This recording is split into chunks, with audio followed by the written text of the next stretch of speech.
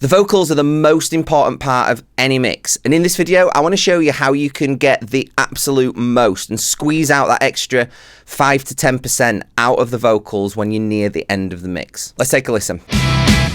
Do we even know the way? Please guide me through the wind and rain.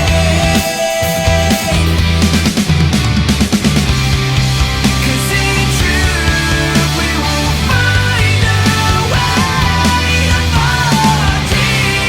Okay, so the way that we're going to deal with the vocals when we're towards the end of the mix, everything's nearly there, we just need things to gel just that little bit better, is we're going to run them through a bus, and we're going to treat all of the vocals on the vocal bus. Now, most mixes that I do, I have two buses that I've got all my vocals going through, and it's these two right here. You can see these are in the group tracks, and one of them is called the Dolby Bus, which we'll talk about, and then the other one is just vocals. Now, all of my vocals are going through these buses except the lead vocal. If we look at the session, we've got this track here, which is the main lead vocal, straight up the center. That's not going to these buses, but everything else is. So this is a stereo pair of doubles for the lead. These are stereo gangs of harmonies. And then down here at the bottom, we've got a bunch of backing vocals. All of those going through those buses.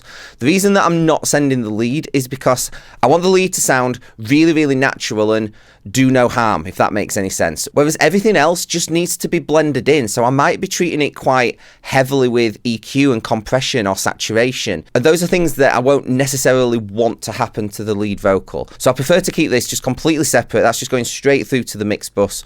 But then all of these others, they can go to the vocal buses for some extra processing. So if we start with this group track here, which is labeled vocals, all I have on this at the moment is this plugin from Soundtoys, which is Microshift, and I've got it on this preset here. It's the stereo BGV thickener.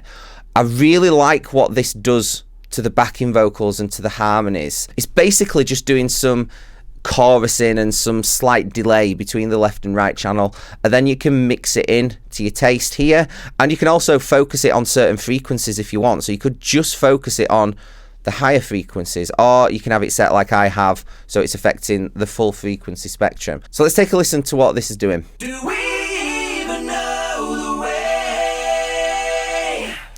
Now let's turn it off. Do we even know the way? And back on.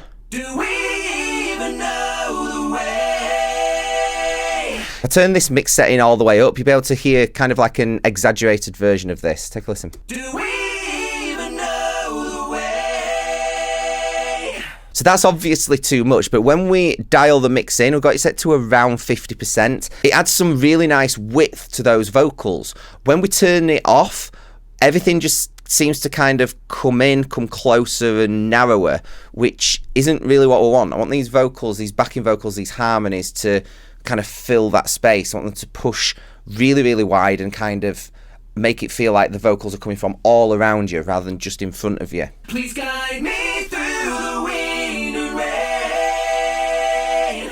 And without. Please guide me through the wind and rain.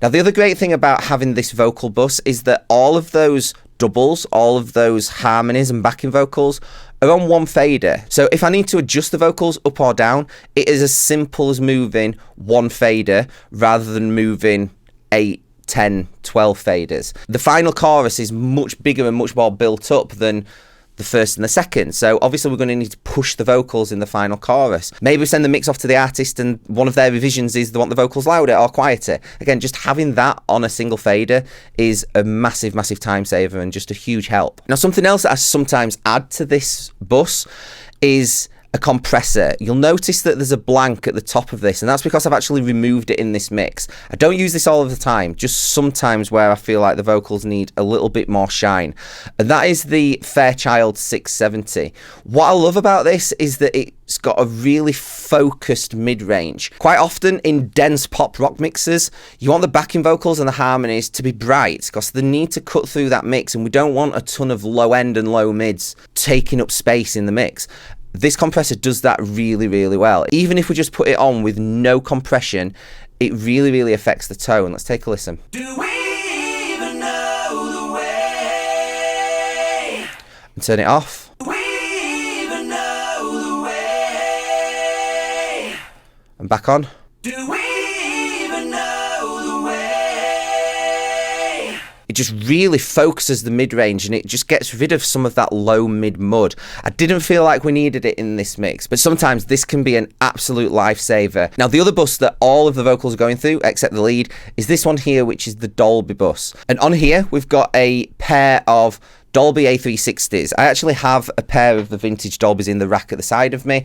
However, on this mix, for whatever reason, I decided to use this plugin by Slate Digital, which is very, very good. It really does a great job of replicating that sound from those Dolbys. Now, I've spoken about this Dolby effect in detail in many of my previous videos because I absolutely love using these. There aren't any silver bullets when it comes to production and mixing, but this is as close as you're going to get to really adding shine and sparkle to something.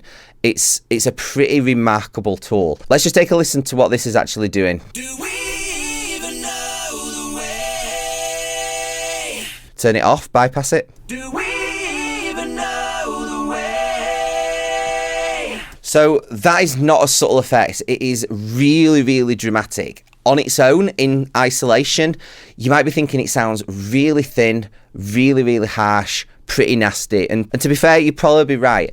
But no one is ever going to hear any of your tracks in isolation. They're going to hear it in context of the mix. And because this is on the bus, it is going to be in parallel in the mix. We're going to be blending this bus in behind those main vocals, the unaffected, unprocessed ones. Now, the Dolby trick was used when engineers were recording to tape and tape hiss was a problem. So the Dolbys would give a massive high frequency boost while recording, and then on playback it would take away that high frequency boost. What that did is it eliminated the problem of tape hiss, particularly if you're going to start EQing some high frequencies into things. If you want to put a high shelf on a vocal and there's a load of tape hiss baked into that recording, that's going to be a problem. The Dolbys solved that issue. However, engineers quickly found that you could kind of use this to your advantage, and actually that high frequency boost sounded really, really good when you blended it in as a parallel track. So let's take a listen to all of the vocals together, and what I'll do is I will turn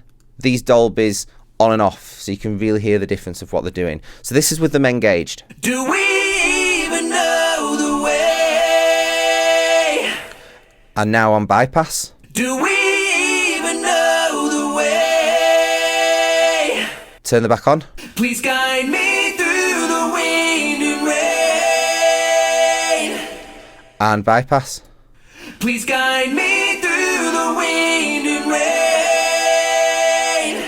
Now, if you're a songwriter, you're in a band, if you're releasing music in any way, shape or form, then likely one of the biggest issues you have is getting your music noticed, getting access to opportunities that are going to get your music heard by thousands, if not millions of people. Well, one of the most important things that you can have to get access to these opportunities is your EPK. Your EPK is a little bit like a digital CV. It's the document that you're going to send out to radio pluggers, radio DJs, promoters, Spotify playlisters, when you've got a new release coming up, telling them exactly who you are, what you do, what your new single, your new EP, your new album is all about, and where they can find everything that they need in order to be able to feature you, to book you for a show, to play you on the radio. And if your EPK sucks, then anybody that you send it to, they're going to open your email, they're going to see this really unprofessional EPK that doesn't contain the right information that they need. They're just going to delete your email without even listening to your music. So your EPK is that vital foot in the door to get your music heard, to then hopefully going on to getting access to opportunities